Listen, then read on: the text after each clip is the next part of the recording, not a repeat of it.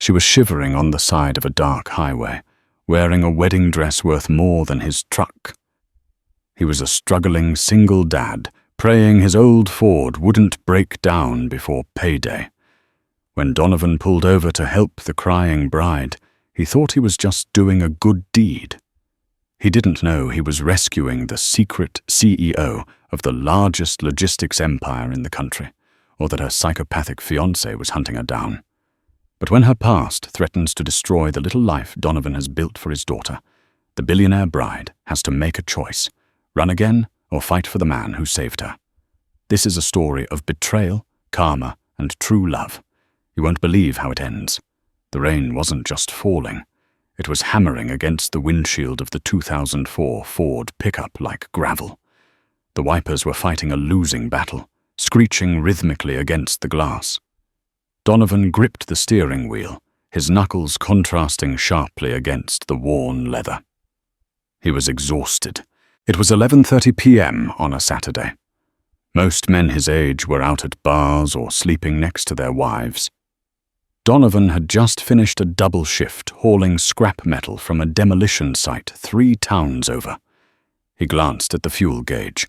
The needle was hovering dangerously close to the empty line. "Come on, old girl," Donovan muttered, patting the dashboard. "Just get us to the gas station on 5th. Don't die on me now." He did the mental math for the 1,000th time that day. He had $84 in his pocket, $40 for gas, $20 for groceries. That left $24 to put toward Penny's ballet recital costume. She needed $70. He felt that familiar, crushing weight in his chest, the feeling of running as fast as you can just to stay in the same place.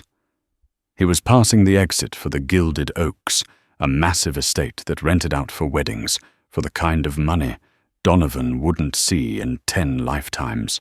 He usually ignored it, but tonight his headlights caught something white on the shoulder of the dark access road. He squinted. It looked like a pile of trash bags, but then it moved. Donovan slowed down. It was a person, a woman. She was walking through the mud in the pouring rain, and she wasn't wearing a coat. She was wearing a massive, billowing white ball gown. The bottom half was soaked in brown sludge, dragging heavy behind her. She was stumbling, one heel broken, clutching her bare arms. "Don't do it, Don," he whispered to himself. "You're tired. You're broke. You just want to go home to your kid." But Donovan was raised right. He couldn't leave a dog out in this weather, let alone a human being. He sighed, checked his rear-view mirror, and pulled the heavy truck onto the shoulder, turning on his hazards. He rolled down the passenger window. "Hey!" he shouted over the roar of the rain. "Miss, you okay?" The woman froze. She turned slowly. Her makeup was running in dark streaks down her face, but even through the misery and the rain, Donovan could tell she was terrified. She looked like a deer caught in the sights of a rifle. She didn't look crazy. She looked hunted. "Please," she gasped, her voice barely audible. Just drive." "You need a ride somewhere. Is there a police station you need?" "No police!" she screamed, stumbling toward the truck. She grabbed the door handle, her grip frantic. "No police! Just get me away from here. Please, I'll pay you. I'll give you whatever you want." Donovan unlocked the door. She practically fell inside, bringing the smell of expensive perfume and wet asphalt with her. She was shivering so violently her teeth were chattering. Okay, calm down," Donovan said, cranking up the heat. "I'm not going to hurt you. I'm Donovan." She didn't answer. She was looking out the back window, her eyes scanning the dark road behind them. "Go, please go." Donovan put the truck in gear and merged back onto the highway. He watched her from the corner of his eye. The dress was silk, real silk. There were diamonds in her ears that caught the passing streetlights. They looked real, too. "You running from the groom?" Donovan asked gently after a few miles of silence. She let out a bitter, jagged laugh. "Something like that." "He hit you?" "He didn't get the chance," she whispered, wrapping her arms around herself. I heard him talking to his mother." Donovan waited. He knew sometimes people just needed a spill. They didn't know I was in the bridal suite bathroom, she said, her voice hollow. Preston and his mother, Beatrice. They were laughing about how easy it was. How once I said I do, the merger would be complete. How they were going to declare me mentally incompetent within 6 months so Preston could take power of attorney over the company. They had the doctors paid off already. Donovan's grip on the wheel tightened. He hated bullies. He hated manipulators. That's heavy, miss. Victoria, she said softly. My name is Victoria. Well, Victoria, you got away. That's the important part. Did I? She looked down at her muddy dress. I have no phone. I threw it in the toilet so they couldn't track me. I have no wallet. I have nothing. You got your life, Donovan said firmly. Where can I take you? A hotel? I can't go to a hotel. They'll check the logs. Beatrice has eyes everywhere. If they find me tonight, they'll drag me back and say I had a mental breakdown. They'll lock me up. She turned to him, her blue eyes desperate. I know this sounds insane. I know I look like a crazy person. But I need somewhere to hide. Just for tonight. Until I can figure out how to access my offshore accounts without tripping the alarms. Donovan looked at her. He saw the desperation. He also saw a woman who was used to giving orders, now reduced to begging a stranger in a beat-up truck. Look, Donovan said, scratching his beard. I got a small place. It ain't much. It's barely standing. But it's dry, and nobody looks for billionaires in my neighborhood. I got a little girl at home, so you have to be cool. No drama. Victoria exhaled, her shoulders sagging. Thank you, Donovan nodded. Don't thank me yet. Wait till you see the couch. As they drove into the city, leaving the wealthy suburbs behind, Donovan noticed a pair of headlights in his rear-view mirror, a black SUV. It had been 3 cars back for the last 5 miles. He took a sharp right turn, faster than necessary. The SUV passed by. Donovan let out a breath. He was just paranoid. Just tired. But as he navigated the pothole-ridden streets toward his apartment complex, the rusted gardens, he couldn't shake the feeling that he had just invited a hurricane into his living room. The apartment was on the 3rd floor of a walk-up building that smelled of boiled cabbage and old cigarettes. Donovan unlocked the 3 deadbolts on his front door, a necessity in this neighborhood, and ushered Victoria inside.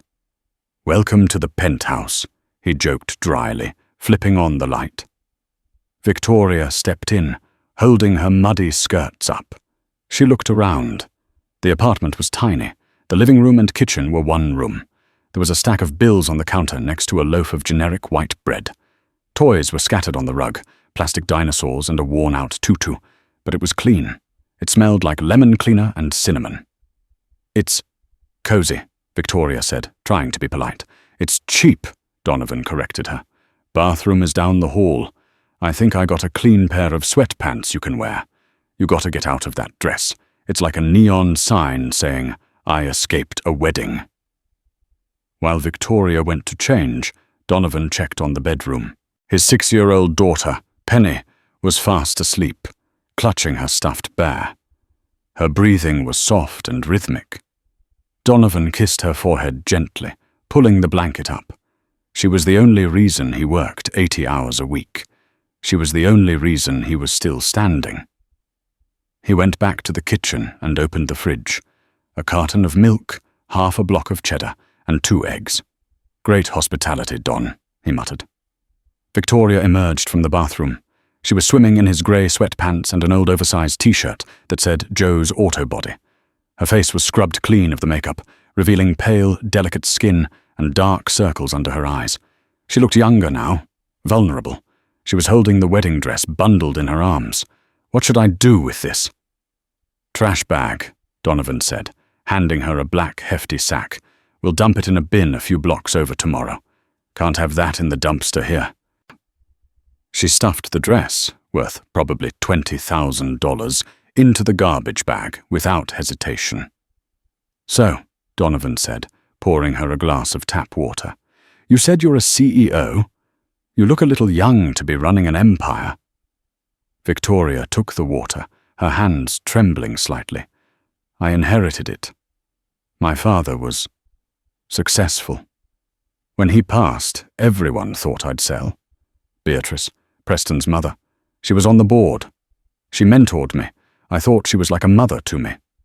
Her voice cracked. It was all a long con. They wanted the shipping lanes. They wanted the logistics software my father built.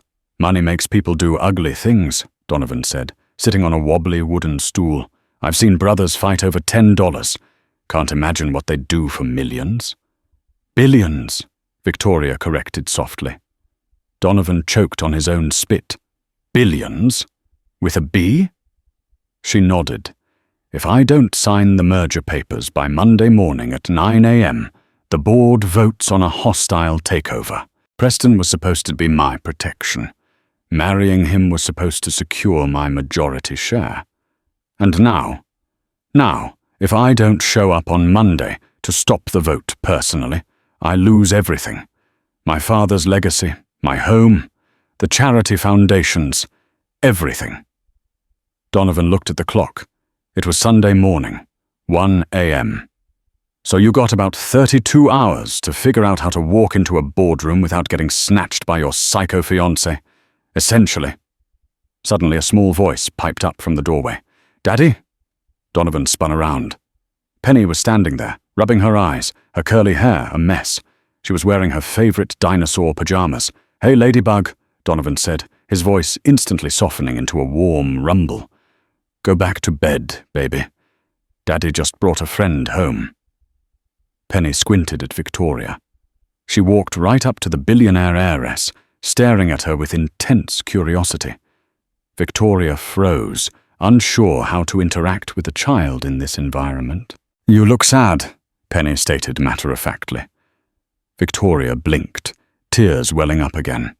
I had a bad day. Penny nodded wisely. She reached into her pocket and pulled out a plastic ring with a fake pink jewel the size of a grape. It was from a gumball machine. Here, Penny said, holding it out. This is my magic ring. It makes monsters go away. You can borrow it. Victoria stared at the plastic ring. She had worn diamonds, sapphires, and platinum, but looking at this little girl offering her most prized possession, Victoria felt her heart break in a way that had nothing to do with betrayal. It was the first act of pure, strings-free kindness she had experienced in years. She took the plastic ring and slid it onto her pinky finger. Thank you, Victoria whispered, her voice trembling. It's beautiful. Daddy makes the best pancakes, Penny added, looking at Donovan. You should stay for breakfast. Bed, now, Donovan laughed, scooping Penny up. She giggled as he carried her back to the room. When he returned, Victoria was staring at the plastic ring on her finger. She's amazing, Victoria said. She's my world, Donovan replied. Her mum took off when she was 2. Said she couldn't handle the poverty lifestyle. Said she wanted a man with ambition. He gestured around the small apartment. I'm doing my best, but sometimes... You're rich, Donovan, Victoria said, looking him in the eye. You don't know it, but you have everything that actually matters. A heavy silence settled between them. A connection was forming, something grounded and real, but the moment was shattered by a sound from the street below. Screech, the sound of tires peeling out, then the slam of a car door. Donovan went to the window and peeked through the blinds, his heart hammered against his ribs. Down on the street, parked directly behind his truck, was the black SUV. 2 men in suits were stepping out. They weren't police. They were big, broad, and they were checking the license plate of Donovan's truck. Victoria, Donovan said, his voice low and dangerous. Get away from the window. What? Who is it? It's the groomsmen, Donovan said, grabbing a baseball bat he kept by the door. And they don't look like they're here to catch the bouquet. The knocking started as a polite rap, the kind a neighbor might use to borrow sugar, but the underlying menace was palpable. It vibrated through the thin, peeling plywood of the door. Donovan! A deep voice called out. It was smooth, professional, and terrifyingly calm. We know you're in there. We saw the lights. We just want to talk about the passenger you picked up on the highway." Donovan stood in the center of the living room, the baseball bat gripping his hand like it was an extension of his own bone. He motioned silently for Victoria to take Penny into the bedroom. Victoria's face was pale, her eyes wide with panic, but she moved with surprising swiftness, scooping the half-asleep child into her arms and disappearing into the back room. "Go out the window," Donovan mouthed to her before she closed the bedroom door. "Fire escape. Go up to the roof, not down. Cross over to Mrs. Gable's building." Victoria nodded, terrified but focused. The knocking came again, harder this time. The wood groaned. "Mr. Donovan," the voice continued, losing its veneer of politeness, "we have a GPS tracker on the lady's engagement ring. We know she's here. Open the door or we kick it in. You don't want that. You have a kid, right?" Donovan's blood ran cold. The ring, of course. He cursed himself for not thinking of it. He walked to the door, trying to sound like a man who had just been woken up, rather than a man preparing for a siege. "Who is it? It's 1 a.m. "Open the door, Donovan." "I'm calling the cops," Donovan shouted, stalling for time. He could hear the faint squeak of the bedroom window sash being raised. Old windows, he thought. Please don't get stuck. "We are the police," the voice lied smoothly. "Private security for the family.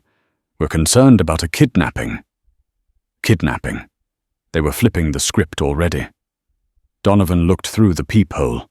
The 2 men from the SUV were there. One was massive, built like a vending machine with a neck the size of a tire. The other was leaner, holding a silenced pistol down by his leg. There was no talking his way out of this. Donovan backed away from the door and grabbed the heavy oak dresser that stood in the hallway, an heirloom from his grandmother, the only nice thing he owned. With a grunt of exertion that strained every tendon in his neck, he tipped it over. It crashed against the door with a thunderous boom, wedging itself against the frame just as the first kick landed from the outside. The door splintered but held. "Go!" Donovan roared towards the bedroom. He sprinted into the room. Victoria had Penny out on the rusty metal fire escape. The rain was still lashing down, turning the iron slats into a slick trap. Penny was crying now, fully awake and frightened by the noise. "Daddy!" she screamed over the wind. "I'm here, baby. I'm right here," Donovan said, climbing out into the storm. He grabbed the window and slammed it shut, locking it just as the front door of his apartment gave way with a sickening crack of splintering wood. "Up," Donovan commanded, pushing Victoria toward the ladder leading to the roof. "Don't look down." They scrambled up the rusting metal. The wind whipped Victoria's oversized t-shirt, and the cold rain plastered her hair to her face. But she climbed with a determination that impressed Donovan. She wasn't just a socialite. She was a survivor. Below them, the bedroom window shattered. A hand reached out, sweeping away the glass shards. "They're on the fire escape." "Aye," the lean man shouted from below. "Keep moving," Donovan urged, scooping Penny onto his back. "Hold on tight, Ladybug, like a koala." They reached the flat, tar-papered roof of the tenement building. It was a maze of old HVAC units, pigeon coops and satellite dishes. Donovan didn't stop. He knew these roofs. He'd fixed half the antennas up here for extra cash. "Where are we going?" Victoria gasped, her chest heaving. "Mrs. Gable's building next door. The roofs touch," Donovan shouted. They ran across the slippery tar. The gap between the buildings was only about 3 feet, but in the dark, with the wind howling and a 30-foot drop into a garbage-filled alley below, it looked like a canyon. Victoria hesitated at the edge. She looked down at the abyss. "I can't," she whispered. "I can't jump that." "You have to," Donovan said, grabbing her hand. His grip was rough, calloused, and warm. "Preston's men aren't going to read you your rights, Victoria. They're going to erase you. Jump." She looked at him. She saw the fear in his eyes, not for himself, but for her and his daughter. She took a breath, stepped back, and leaped. She landed hard on the other side, skinning her knee on the gravel, but she made it. Donovan followed effortlessly with Penny on his back. They didn't stop. Donovan led them to a roof access door on Mrs. Gable's building. It was locked. "Damn it," he hissed. He looked around, spotted a loose brick near the chimney, and smashed the lock mechanism. It took 3 hits before the rusted latch gave way. They tumbled into the stairwell of the neighboring building. It was quiet, smelling of dust and mothballs. "Quiet now," Donovan whispered. "We go down to the basement. There's a service exit that leads to the back alley. My truck is burned. They'll be watching it. We have to walk." "Walk where?" Victoria asked, wincing as she put weight on her bruised knee. "To the subway. We need to get across town, to the industrial district. I got a buddy there, Sal. He owes me a favor." As they crept down the stairs, Victoria looked at the man leading them. He was wearing a faded flannel shirt and work boots, held together with duct tape. He had nothing, yet he was risking his life, his home, and his child for a woman he met 2 hours ago. "Why?" she whispered as they reached the lobby level, hiding in the shadows as a police cruiser, likely called by the neighbors hearing the noise, flashed its lights outside. "Why are you doing this, Donovan? You could have just handed me over." Donovan looked at Penny, who was burying her face in his neck. "Because I saw the way you looked when you were running on that road," he said quietly. "I know what it looks like when someone is drowning, and I ain't the kind of man who watches from the shore." He checked the coast. "Come on, we have a train to catch." 3 hours later, the adrenaline had faded, replaced by a bone-deep exhaustion that felt like lead in their veins. They were in a cheap motel room in the industrial district, a place called the Blue Heron, though there was nothing blue or majestic about it. The carpet was a suspicious shade of brown, the wallpaper was peeling, and the neon sign outside buzzed with a rhythmic zit-zit that bled red light through the thin curtains. Donovan had paid cash, his last $60, for the room. Penny was asleep on one of the twin beds, covered by the scratchy polyester bedspread. Donovan sat in a chair by the door, staring out the window through a crack in the curtains. Victoria sat on the edge of the other bed, still wearing the Joe's Auto body shirt and the plastic ring Penny had given her. "I'm sorry," Victoria said into the silence. Her voice was thick with guilt. "You lost your apartment because of me. Your truck is probably being towed. You spent your last dollar on this room." Donovan didn't turn around. Apartment was a dump anyway. And the truck, well, the transmission was slipping. "Don't do that," she said sharply. "Don't pretend this isn't a disaster. I ruined your life, Donovan." He turned then, his face serious. "You didn't ruin it. You just complicated it. Besides, if I didn't pick you up, what would have happened?" Victoria hugged her knees to her chest. "They would have taken me to a clinic. Beatrice has a doctor on payroll, Dr. Aris. He would have sedated me, declared me hysterical. Preston would have been granted emergency conservatorship over my estate for my own protection. By the time I woke up, the merger would be signed, the assets stripped, and I'd be drooling in a padded room for the rest of my life." Donovan rubbed his face. "That's evil. That's straight-up movie villain evil." "It's business," Victoria corrected bitterly. "To them, it's just numbers. My father built Sterling Logistics to connect people. He started with one truck, Preston and Beatrice. They just want the infrastructure to move illegal shipments, arms, drugs. I found the encrypted manifests on Preston's laptop. That's why I ran. It wasn't just the marriage. It was the fact that they were going to turn my father's legacy into a global smuggling ring." She looked up at Donovan. "I can't let them do that. That company employs 10,000 honest people. If Preston takes over, he'll gut the pension funds and fire everyone who asks questions." Donovan looked at Penny, sleeping. He thought about his own job, how hard he worked just to keep the lights on. He thought about the guys he worked with, good men who just wanted to feed their families. "Okay," Donovan said. He stood up and walked over to the mini-fridge, grabbing a bottle of water. "So running isn't the plan anymore. We have to stop them." "How?"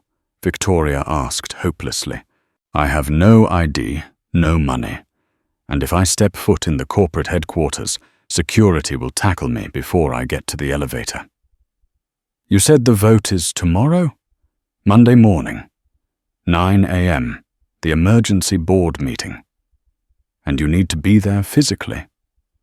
"I need to walk into that boardroom, proving I'm sane and sober, and use my executive veto to fire the board members who conspired with Preston. But I can't get in. The building is a fortress." Donovan cracked a smile. It wasn't a nice smile. It was a wolfish, determined grin. "Fortress, huh? I've worked construction in this city for 15 years, Victoria. I helped pour the concrete for the foundation of the Sterling Tower. I know the guys who fix the HVAC. I know the guys who deliver the water jugs." Victoria looked at him, confused. "What are you saying?"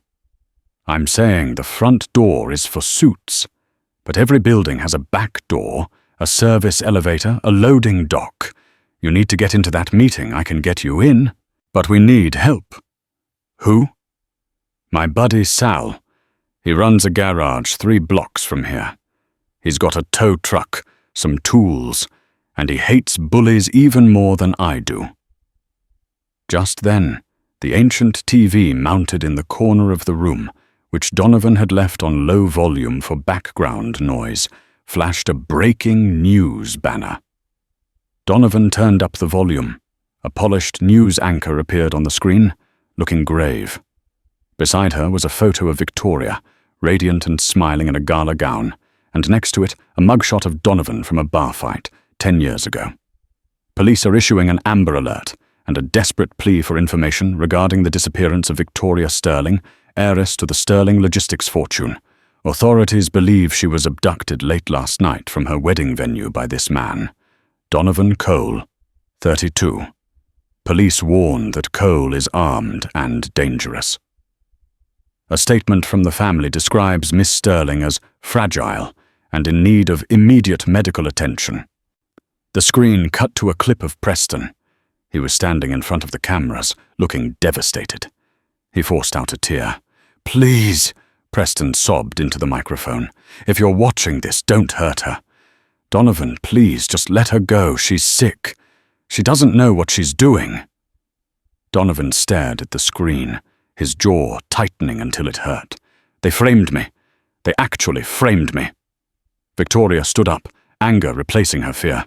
She walked to the TV and stared at Preston's fake tears. "He's good. I'll give him that." "They just put a target on my back," Donovan said, his voice shaking with rage. "Every cop in the state is looking for me now, and if they find me, they won't ask questions. They'll shoot." He looked at Penny. "I can't bring her into this. It's too dangerous." Victoria turned to him. She reached out and took his rough hands in her smooth ones. "You're right. We need to leave her with someone safe. But Donovan, listen to me. If we pull this off, if I get my company back, I swear to you on my life, I will fix this. I will clear your name. I will make sure Penny never has to worry about a costume or a meal ever again." Donovan looked into her blue eyes. He saw the steel behind them. This wasn't the crying girl on the highway anymore. This was the CEO waking up. "Sal," Donovan said firmly. "Sal's wife, Maria. They have 5 kids. They'll take Penny. They'll keep her safe while we go to war." "Then let's go," Victoria said. "We have 6 hours until the sun comes up. We need a plan. We need a disguise, and we need to break into the most secure building in the city." Donovan grabbed his jacket. "First things first. We need to get that tracker off your finger." He pointed to the diamond engagement ring, the one worth $500,000 that contained the GPS chip. Victoria looked at it. She tried to pull it off, but her fingers were swollen from the cold and the stress. It wouldn't budge. "It's stuck!" she panicked. Donovan knelt down and opened the mini-fridge again. He grabbed a stick of butter from the door. "Give me your hand," he said gently. He greased her finger, his touch surprisingly tender. With a slow, steady twist, he slid the massive diamond off her hand. She felt a sudden lightness, as if a shackle had been removed. "What do we do with it?" Victoria asked. Donovan looked at the ring, then at the window. A long-haul truck was idling at the red light outside. "We send them on a wild goose chase," Donovan said. He opened the window, waited for the truck to start moving as the light turned green, and with a pitcher's aim, tossed the ring into the open bed of the passing trailer. It landed with a silent clink amidst a pile of timber. "That truck's headed for the interstate," Donovan said, closing the window. "By the time Preston realizes you're heading south to Florida, we'll be walking into his boardroom." He turned to her. "Ready to get dirty, princess?" Victoria smoothed down a grease-stained t-shirt. "My name is Victoria, and I'm ready to take back what's mine." The walk to Sal's auto repair was a tense 40 minutes through the back alleys of the industrial district. The rain had finally stopped, leaving the city slick and reflecting the amber glow of streetlights. Every siren that wailed in the distance made Donovan flinch, his hand tightening around Penny's small fingers. Victoria walked with her head down, the hood of Donovan's jacket pulled low. She was shivering, not from cold anymore, but from the adrenaline crash. They arrived at a chain-link fence topped with razor wire. A pit bull started barking furiously from inside. "Quiet, Brutus! It's me!" Donovan hissed. The dog instantly stopped, wagging its tail. Donovan reached through a gap in the gate and unlatched it. He knew the combination. He'd fixed the gate himself 2 years ago. They slipped inside the yard, navigating past rusted chassis and stacks of tires until they reached the side door of the garage. Donovan banged on the metal 3 times, paused, and banged twice more. A moment later the door rolled up. A short, stout man with oil-stained overalls and a face like a dried apple peered out. He held a large wrench like a club. "We're closed," the man grunted. Then his eyes adjusted. "Donnie, what the hell are you doing here at 4 in the morning? And who—" He trailed off as he saw the woman in the oversized auto body shirt and the little girl. "Sal, I need help," Donovan said, his voice cracking slightly. "I'm in trouble, deep." Sal ushered them inside and slammed the door shut, locking it. The garage smelled of gasoline, old coffee, and sawdust, a smell that instantly made Donovan feel safer. "I saw the news, Donnie," Sal said, crossing his arms. "They're saying you kidnapped the Sterling heiress. They're saying you're armed and dangerous. My wife, Maria, she's crying, watching the TV right now." "I didn't kidnap anyone," Donovan said. He stepped aside. "Tell him." Victoria stepped forward. She looked out of place among the hydraulic lifts and scattered tools, but she held her head high. "He saved my life, Sal. My fiancé. He was going to have me committed. Donovan is the only reason I'm not in a straitjacket right now." Sal looked at her, really looked at her. He had a good detector for lies. You develop one after 30 years of dealing with used car salesmen. He saw the bruises on her arms, the terror in her eyes, and the determination in her jaw. "Okay," Sal sighed, dropping the wrench on a workbench with a clang. "Okay, coffee's in the pot. It's yesterday's, but it's hot." Donovan knelt down in front of Penny. This was the hardest part. "Penny, look at me," he said softly. The little girl rubbed her eyes. "Are we going home now?" "No, baby. Not yet. You're going to stay with Sal and Maria for a day or 2. Remember Maria? She makes those cookies you like, the ones with the sprinkles." Penny's lip trembled. "I want to go with you." "You can't," Donovan said, his throat tight. It's grown-up work. Dangerous work. I need to know you're safe so I can focus. Can you be brave for me?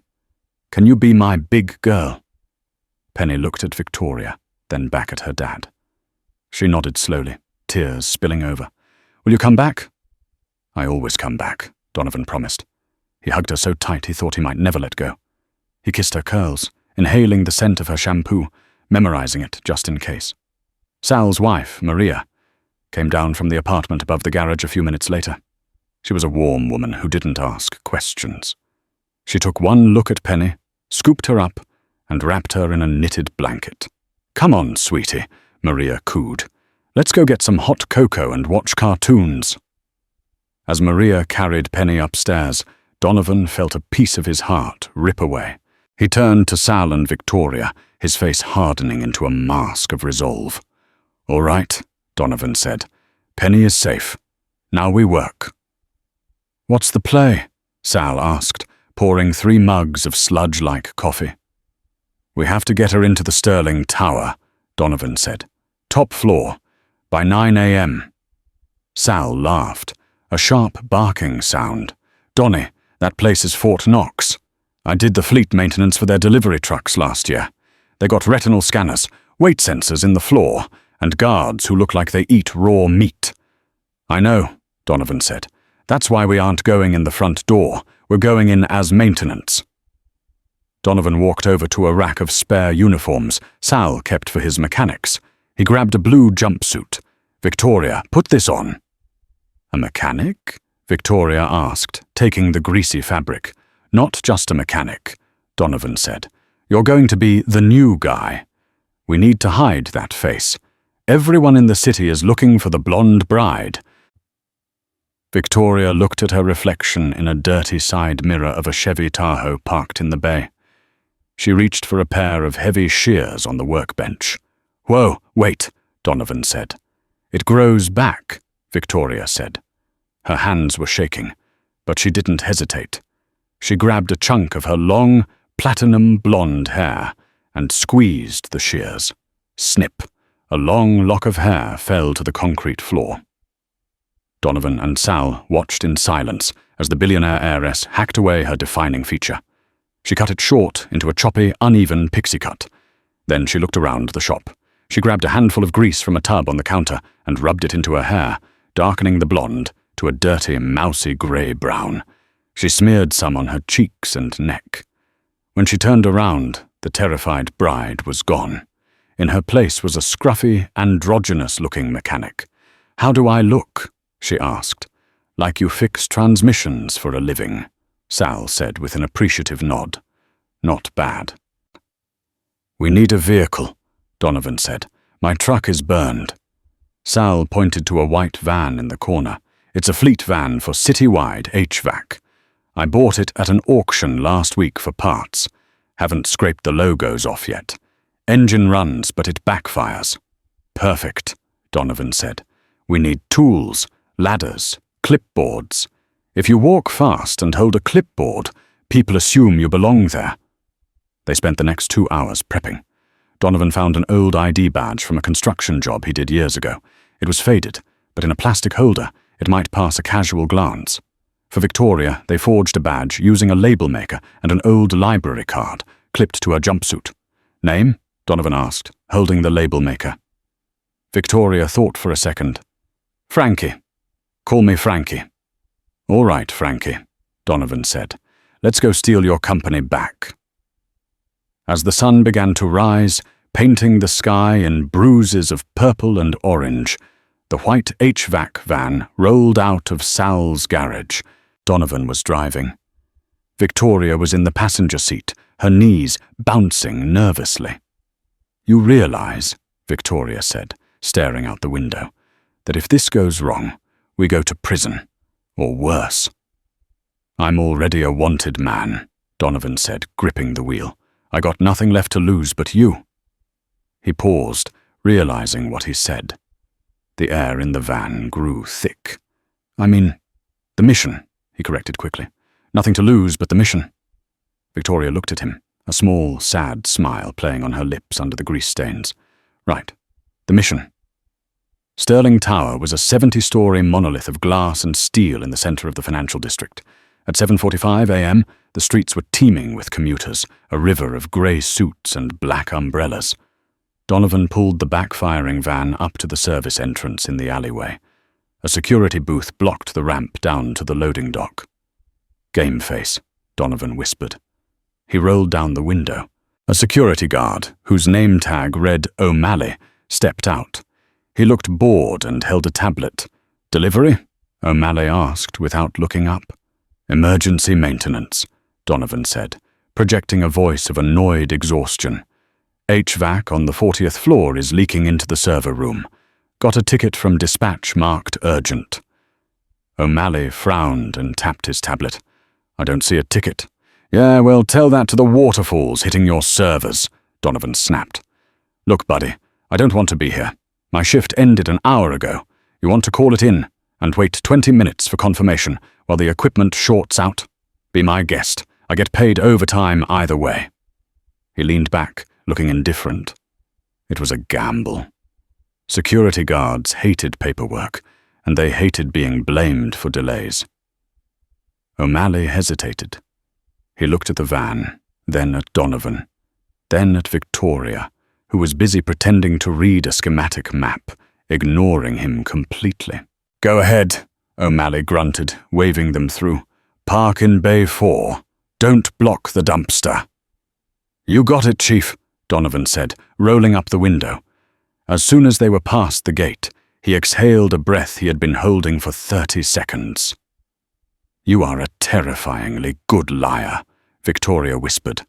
It's not lying, Donovan said, parking the van. It's acting like you belong. Come on. They grabbed a heavy toolbox and a ladder. They walked onto the loading dock, moving with purpose. They bypassed the freight elevator. Too many cameras, and headed for the service stairwell. 70 floors, Victoria asked, looking up the concrete shaft. We take the stairs to the basement first, Donovan corrected. We need to cut the power to the executive elevators. If we take the regular elevator, the biometric scanners will flag you instantly.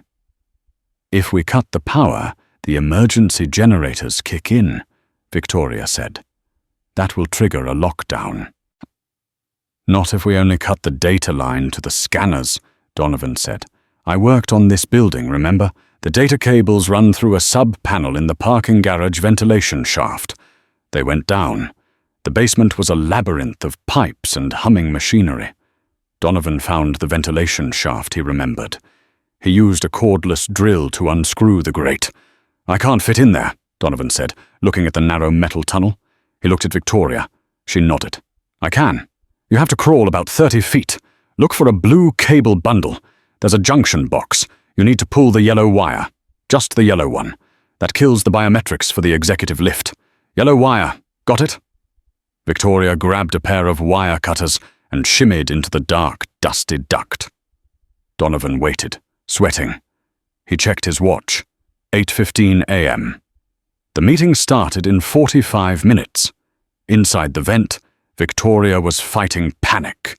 It was tight, dark, and smelled of dead rats. She crawled on her elbows, the sharp metal screws tearing at her jumpsuit. I am a billionaire, she told herself. I am a CEO. I am crawling in a vent. She found the junction box. It was old and covered in dust. She pried it open. Blue wires, red wires, and a yellow one. Her hand trembled. If she cut the wrong one, she could trigger the fire alarm, alerting everyone. She closed her eyes, thought of Penny's plastic ring, which was currently in her pocket, and snipped the yellow wire. Click. Silence. No alarms. She crawled back out, covered in grey fluff, coughing. Done, she gasped. Good girl, Donovan said, helping her up. Now we go up. They took the service elevator to the 68th floor. The executive suites were on 70. The service elevator didn't go to the top. They had to walk the last 2 flights. When the doors opened on 68, the hallway was carpeted and quiet. This was the legal department. They walked briskly towards the stairwell. Hey, you! A voice rang out behind them. Donovan froze. He turned slowly. Standing there was a man in a sharp suit. It was Greg, the head of human resources. Victoria knew him. He had signed off on her performance reviews for years. Where are you going with that ladder? Greg asked, squinting at them. We didn't order maintenance on this floor. Victoria turned away, hiding her face behind the ladder. Work order for the penthouse suite, sir, Donovan said, stepping between Greg and Victoria, just passing through to the stairs. Greg looked at Donovan, then tried to peer around him at the small mechanic. Do I know you? Greg asked, looking at the back of Victoria's head. You look familiar. Frankie's shy, Donovan said, clapping a hand on Victoria's shoulder and steering her towards the door. New hire. Doesn't speak much English. Wait a minute, Greg said, stepping forward. Let me see your badge. Donovan's muscles coiled. He was ready to swing the toolbox. If Greg saw Victoria, it was over. Suddenly the elevator chimed. A woman stepped out holding a tray of lattes. Greg, the conference call with Tokyo is starting. Greg looked at the woman, then back at Donovan. He sighed, annoyed. Just try to be quiet. We have clients in the building. Silent as a mouse, Donovan promised. Greg turned and walked away. They burst into the stairwell, their hearts hammering against their ribs like trapped birds. Too close, Victoria breathed. We're almost there, Donovan said. Floor 70. They climbed the final 2 flights. The door to the 70th floor was heavy, mahogany, and locked. This is it, Victoria said. The boardroom is right down the hall from this door. Donovan tried the handle. Locked. He looked at the keypad. We need a code. I know the code, Victoria said. She reached out, her grease-stained fingers hovering over the keys. It's my birthday. She punched in the numbers. 0712. The light turned red. Access denied. They changed it, she whispered, horror dawning on her face. Preston changed it. Try his birthday, Donovan suggested. I don't know it, she admitted. We never really talked about personal things. Okay, Donovan said, looking at the heavy door. We do this the hard way. He set down the ladder and picked up the toolbox. He pulled out a heavy crowbar. Donovan, that's a reinforced door. You can't pry it open. I'm not going to pry it, Donovan said, pointing to the hinges. I'm going to take it off the wall, but it's going to be loud. He checked his watch. 8:50 a.m. 10 minutes, he said. Stand back. Inside the boardroom on the other side of the wall, Preston was standing at the head of a massive oval table. 12 board members sat in leather chairs. It is with a heavy heart, Preston was saying, his voice smooth and somber, that I accept the responsibility of guiding this company in Victoria's absence. Her mental break has been devastating for us all. Is the paperwork ready? Asked an old man at the end of the table. Yes, Preston said, sliding a thick stack of documents forward. Once we sign this, I will have full executive control. We can begin the restructuring immediately. Beatrice, sitting to his right, smiled thinly. For the good of the company. Preston picked up a gold pen. Then let's proceed. Wham! A massive sound echoed through the room, vibrating the water glasses on the table. The board members jumped. What was that? Wham! It sounded like a sledgehammer hitting the building itself. Security! Beatrice shrieked. Call security! Preston looked at the double doors at the far end of the room. They were shaking. Crack! Outside in the hall, Donovan was sweating, his veins bulging as he leveraged the crowbar against the hinge pins of the service entrance. He wasn't going through the main boardroom doors. He was coming through the side door that connected to the kitchen, the one the waiters used. One more, Donovan grunted to Victoria. Help me pull. Victoria grabbed the crowbar with him. Together, the billionaire and the construction worker pulled with everything they had. The wood splintered. The metal groaned. And with a final deafening crash, the door gave way. The heavy oak door crashed onto the boardroom carpet with a deafening thud, sending a cloud of drywall dust billowing into the air. Preston dropped his gold pen. Beatrice stood up, knocking over her water glass. What is the meaning of this? Security! Out of the dust stepped Donovan, chest heaving, crowbar in hand. Beside him stood the small, grease-stained mechanic. Get these vagrants out of here, Preston shouted, his face purple with rage. Sit down, Preston, the mechanic commanded. The voice was unmistakable. It cut through the room like a diamond cutter. Victoria stepped forward.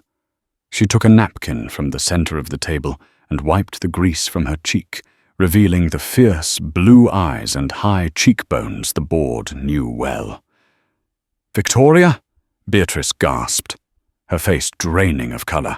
I am alive, Victoria announced, slamming her hand on the mahogany table. I am sane, and I am vetoing this merger. "She's hysterical!" Preston yelled, looking around frantically at the stunned board members. "She's been kidnapped! Look at her! She's had a breakdown!" "The only thing broken here is your plan," Donovan growled, stepping up beside her, looking every bit the protector. "We sent the smuggling manifests to the FBI 10 minutes ago. They're in the lobby right now." As if on cue, the wail of sirens pierced the glass walls of the tower. Preston slumped into his chair, defeated. Victoria turned to Donovan. In the middle of the chaos, with police storming in and billionaires screaming, she looked only at him. She reached into her pocket and pulled out the plastic ring Penny had given her. She slid it back onto her finger. "We did it," she whispered. Donovan smiled, dropping the crowbar. "Told you, we fix things." 6 months later. The scene is a sunny park. Donovan is pushing Penny on a swing. He looks rested, happy. His new truck, a gift he tried to refuse but failed, is parked nearby. Victoria walks up, wearing jeans and a simple t-shirt, holding 2 ice cream cones. She isn't the CEO in the ivory tower anymore. She runs the company, but she lives in the real world now. "Vanilla for the lady," Victoria says, handing a cone to Penny. "Thanks, Mum. Victoria?" Penny giggles. Donovan looks at Victoria, his eyes full of love. "You sure you don't miss the galas?" Victoria leans her head on his shoulder, watching Penny fly higher. "I was poor when I had billions, Donovan. Now? I have you, I have Penny, and I have a life that's actually mine. I've never been richer." Donovan wraps his arm around her. "Good answer." And that is how a broken-down truck and a broken-hearted bride proved that money can't buy loyalty, but a good heart can save a life. Victoria didn't just escape a wedding that night. She escaped a cage. And Donovan? He didn't just save a stranger. He saved himself. What would you have done if you saw a bride crying on the side of the road in the rain? Would you have stopped, even if you were down to your last dollar? Let us know in the comments below. If you enjoyed this story of karma, justice, and true love, please hit that like button. It really helps the channel. Don't forget to subscribe and turn on notifications so you never miss a story. We post new dramas every week. Thanks for watching, and remember, kindness is always free, but its value is priceless. See you next time.